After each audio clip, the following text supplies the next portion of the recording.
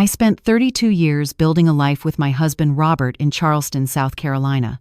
We ran a small but successful antique restoration business together, and when he passed 3 years ago from a sudden heart attack, I thought my daughter Jennifer would be there for me. I was wrong. That Tuesday morning started like any other. I had an appointment with my cardiologist, Dr. Marian Chen, for a routine checkup.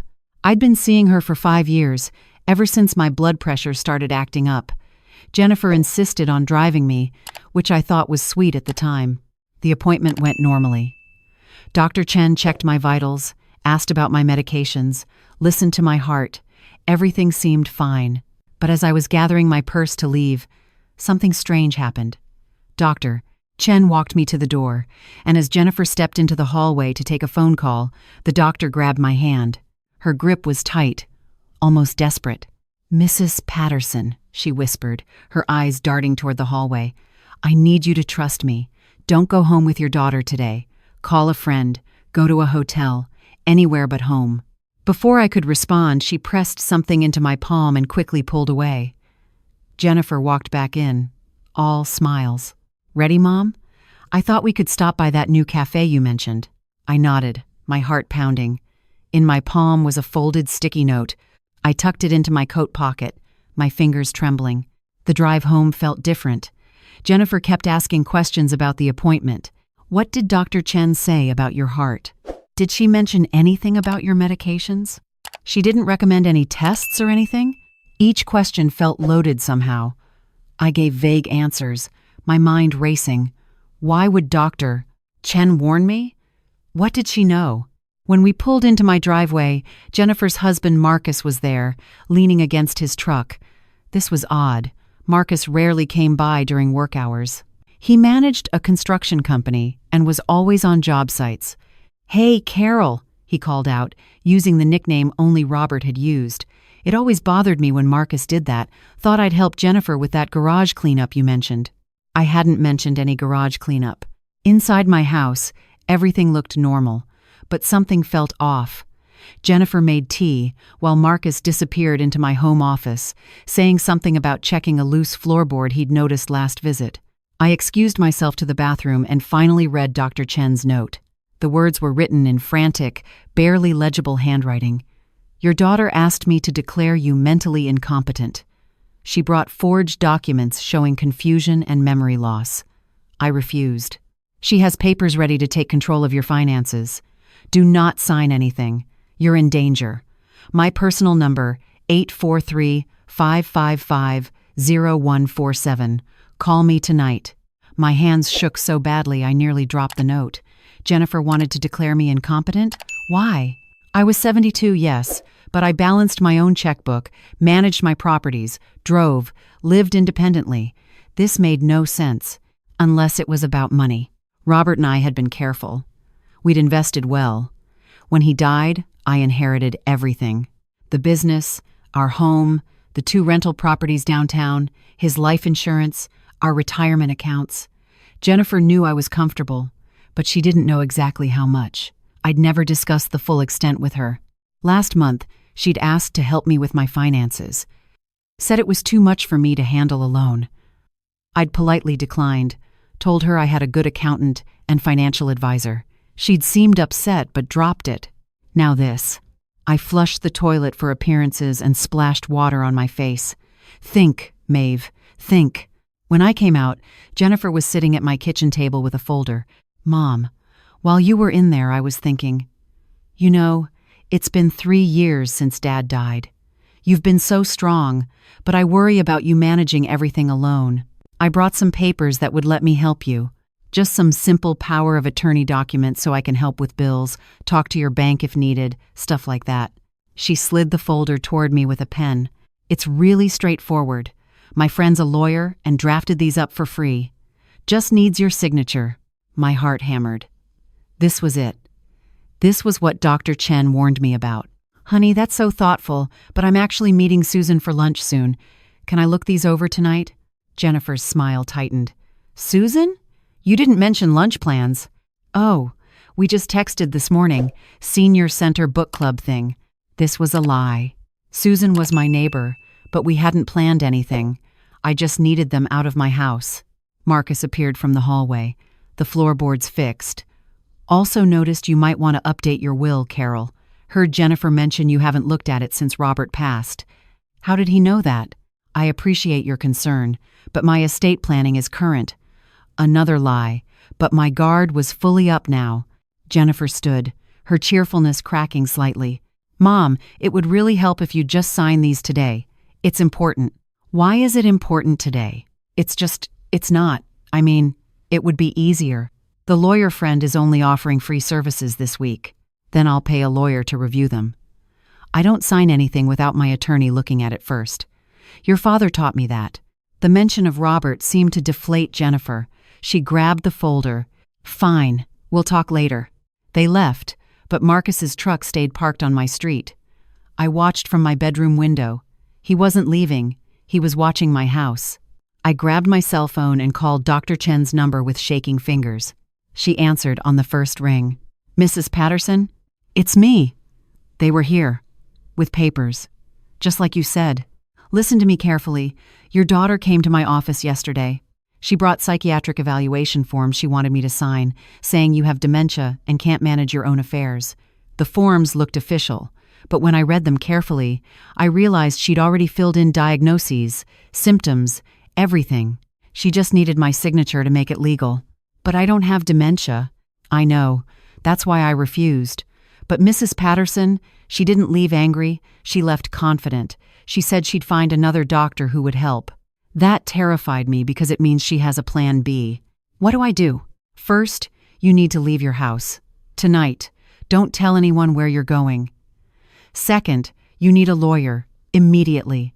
Someone who specializes in elder law and financial exploitation. Third, document everything.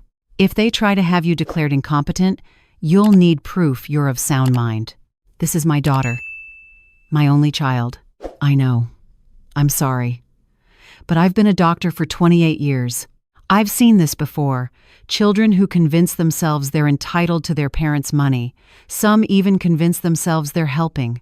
After we hung up, I sat in my bedroom for a long moment. Outside, Marcus's truck remained. I called my neighbor Susan. I need a favor, and I need you not to ask questions yet. What's wrong, Maeve? Can you come get me? Back door. In 20 minutes. And I need to stay with you tonight. Of course. I packed a small bag with essentials, grabbed my important documents from the safe Robert had installed in our closet. Bank statements, property deeds, my will, Robert's death certificate, insurance papers, my medical records, everything. 20 minutes later, I slipped out my back door and through the hedge into Susan's yard. Her car was running in her driveway. Marcus's truck never moved. He was watching the front. From Susan's guest room, I made more calls. First, to Edward Morrison, an attorney who'd handled our business contracts. I explained everything. Maeve, this is serious. Financial exploitation of elderly parents is more common than people realize. With your assets, Jennifer could be looking at controlling nearly $2 million. $2.3 million, I corrected quietly. Robert was very good with investments. Then we need to act fast. Tomorrow morning, I'm filing for an emergency protective order.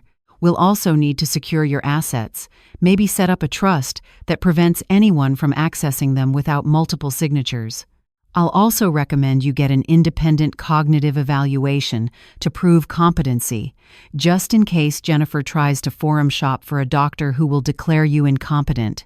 That night, I couldn't sleep.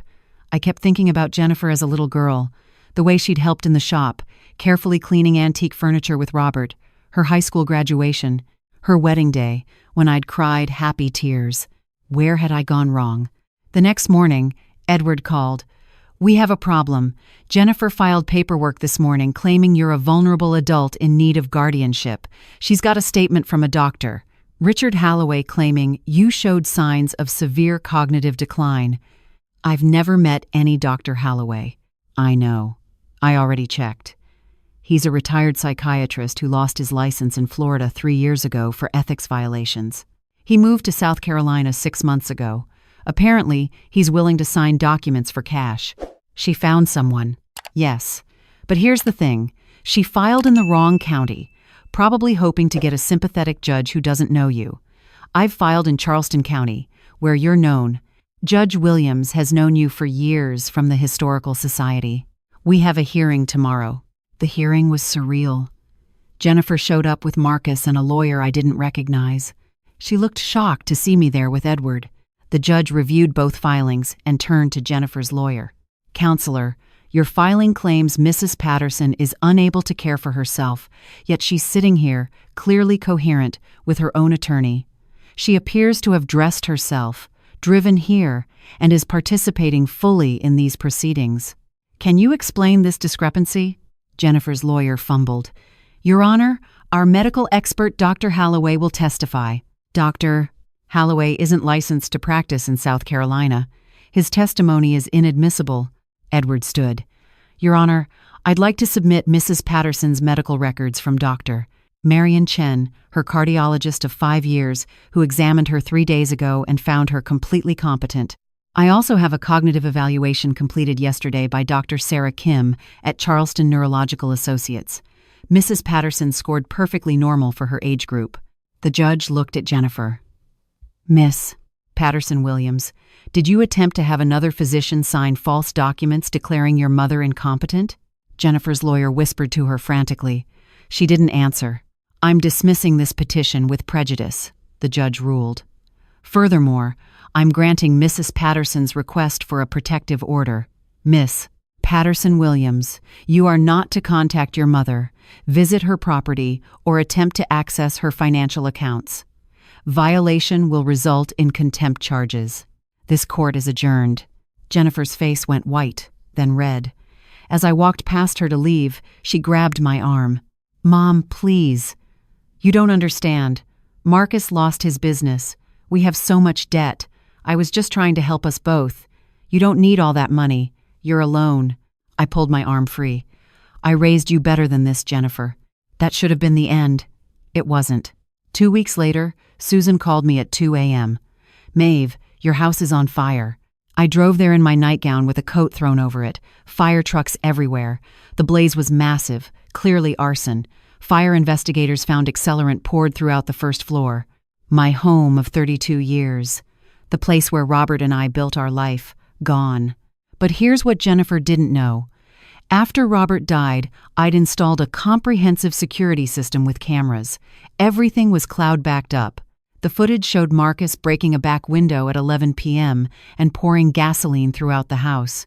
He was arrested the next day. Jennifer was arrested as an accomplice when police found text messages between them planning it. Apparently, they'd insured themselves as co-owners on my homeowner's policy using forged documents. They'd planned to collect the insurance money. The trial took 8 months. I sat through every day of it, watching my daughter try to justify what she'd done. The prosecutor was brilliant. She presented the timeline, the attempted financial guardianship, the forged medical documents, the arson for insurance fraud. Jennifer Patterson Williams wasn't just stealing from her mother, the prosecutor argued. She was systematically trying to erase her mother's autonomy, her rights, her very identity as an independent person. And when that failed, she tried to burn down her mother's home. This isn't desperation. This is calculated elder abuse. Jennifer got 6 years. Marcus got 8. The hardest moment was when Jennifer was led away in handcuffs. She looked back at me, crying, "Mom, I'm sorry. Please." But I couldn't respond. The woman I raised wouldn't have done this. I didn't know who she'd become. That was 14 months ago. I rebuilt. Not the house I sold that property. Too many memories, both beautiful and painful. I bought a smaller condo near the waterfront. Started traveling, something Robert and I had always planned to do. I visited Italy, spent a month in France, took a river cruise in Germany.